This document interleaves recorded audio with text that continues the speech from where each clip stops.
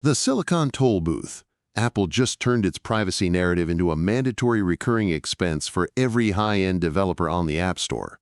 For years, the market bought the idea that private cloud compute was an altruistic extension of the iPhone's secure enclave. But the Q2 earnings call confirms the hardware-only era is over. By charging for PCC compute units, Apple is effectively taxing the high-performance AI capabilities they can no longer fit on a handheld motherboard. This is not about user safety. It is about maintaining 20% services growth as hardware cycles stretch toward 4 years. The margin on these new cloud units is the only thing keeping the services narrative alive. The infrastructure arbitrage. Most analysts are missing the CapEx reality buried in the latest balance sheet. Apple is spending billions on custom M-series server blades to power these privacy nodes, and unlike the App Store, this has real marginal costs for every request processed. They cannot give this away for free without cratering their gross margins. By shifting the cost of secure inference to developers, Apple is creating a two-tier ecosystem where only the largest players can afford to offer truly private AI. It is a brilliant way to offload their rising electricity and silicon depreciation costs onto third-party balance sheets. This move turns an operational liability into a high-margin revenue stream. And the hardware implications go much deeper than server racks, a new kind of rent. Think of this like a second App Store tax, but for compute instead of distribution. When a developer builds an AI feature that requires more than a phone's local NPU can handle, they now have to choose between cheap, standard cloud providers or Apple's premium PCC nodes.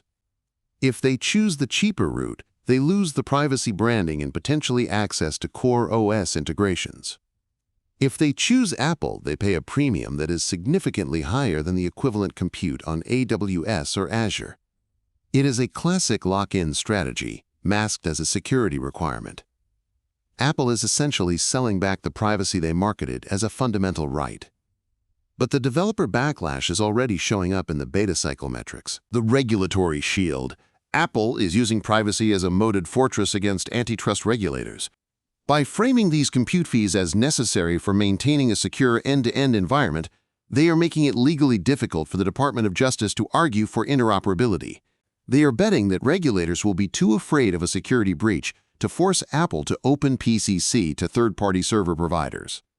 This transforms privacy from a product feature into a permanent competitive advantage that competitors literally cannot buy their way into. This leads to the real endgame for the 2026 fiscal year, the signal under the noise.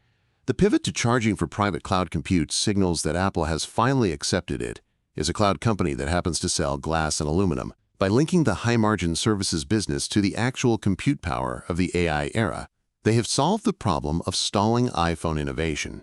This shift from one-time hardware sales to an AI infrastructure as a service model means the stock will soon be valued on developer retention and compute utilization rather than unit shipments. For investors, the real story is not the privacy of the data, but the density of the rent collected on every encrypted packet. This move effectively hedges Apple against the commoditization of the smartphone. Watch the developer churn rates in the next 2 quarters. If the top-tier apps absorb the PCC costs without passing them to users, Apple's services margin will hit a new all-time high by year-end. Subscribe for more.